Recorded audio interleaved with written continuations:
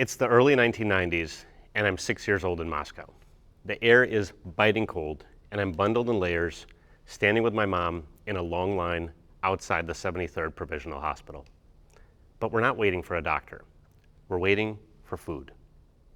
And in my mitten, I'm clutching a ration card. It's our ticket to bread and baby food for my sister. Hundreds of us are standing here, hoping that there's something left when we reach the front. And later, we're gonna walk to another location with another ration card, this time for milk and eggs. Chances are super slim though, because we weren't early in that line. To me as a child, this was completely normal. We had no control, no choice, and no other way. I thought that everyone hoped and stood in line just to eat. So fast forward a few years later, my family immigrated to the United States. And one of my earliest and most vivid memories is walking into an American grocery store for the first time. The doors slid open and I froze. My first thought was, where are the guards? I saw abundant rows of food. Broccoli, tomatoes, oranges, multiple colors of apples, a deli counter of meats and cheeses, whole aisles worth of food. When I look back at it, this was the day that my mindset shifted from scarcity to possibility to opportunity. What I realized is this: when you have choice, you have opportunity, no matter what the situation. You've probably heard the data that immigrants are more likely than US-born individuals to start a business and create wealth. Many of today's Fortune 500 companies were founded by immigrants or children of immigrants. Here's the reason, in my opinion, is that we have contrast. We've experienced both worlds.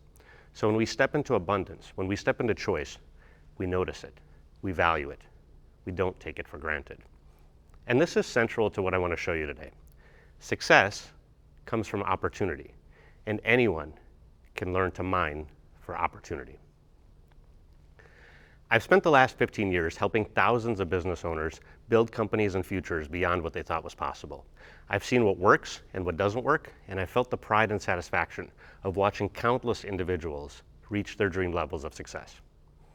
And after exercising it time and time again, I can tell you firsthand that there's a repeatable 3-step process to achieving success by mining for opportunities in business, in work, and in our personal lives. So let's start with step 1, identifying the opportunity spark. In my work, just about anything that happens to a client could potentially be an opportunity spark, wins and losses.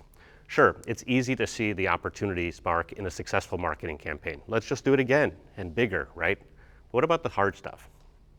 I once worked with a company where a competitor opened up across the street. Instead of panicking, we treated it as an opportunity spark. We got curious. We thought about what the competitor couldn't offer. We created a new signature service and actually got their customers walking across the street to us. A key employee leaving? That sparked a review of an outdated process that employee had been managing. The company modernized, saved time, and reduced frustration for the team. Anything can be an opportunity spark. Meeting someone new, learning something unexpected, a problem, a setback. For me, there's nothing more fulfilling than helping someone see what's possible in the exact moment they thought they hit a wall. The skill is recognizing moments as opportunity sparks, not just noise. So that's step 1. Once you identify an opportunity spark, step 2 is you need to get curious. And not just polite curiosity, genuine curiosity. You're looking for what we call leverage points, unique elements that can become key ingredients in opportunities. So let me show you what this looks like. I was working with an eye care practice once and they told me, we are pretty typical. Our doctors are nice. And that wasn't enough. My team asked deep questions. And 15 minutes of conversation later, we learned that this particular practice had 3 pieces of diagnostic technology, devices that only a handful of providers in their state even had. And here's the best part, the eye doctor was using it with every single eye exam. This was certainly a unique and real leverage point, and it was revealed by curiosity. But here's the thing, curiosity is a muscle, and most of our conversations, unfortunately, don't really work that muscle. How was your day? Good? Great.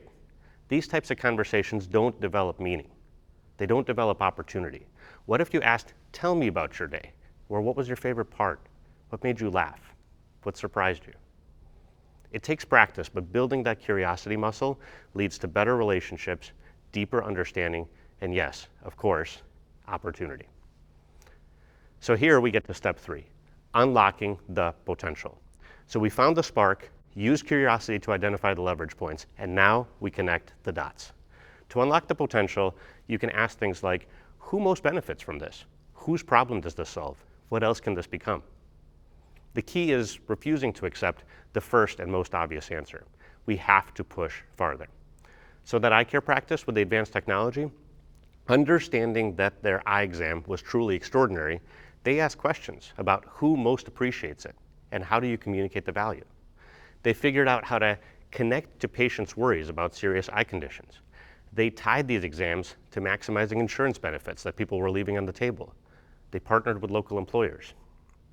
One individual leverage point turned into 5 revenue streams, and the practice went from one location to another location to a regional player by simply connecting the dots. Unlocking potential is about asking those questions and being super thoughtful.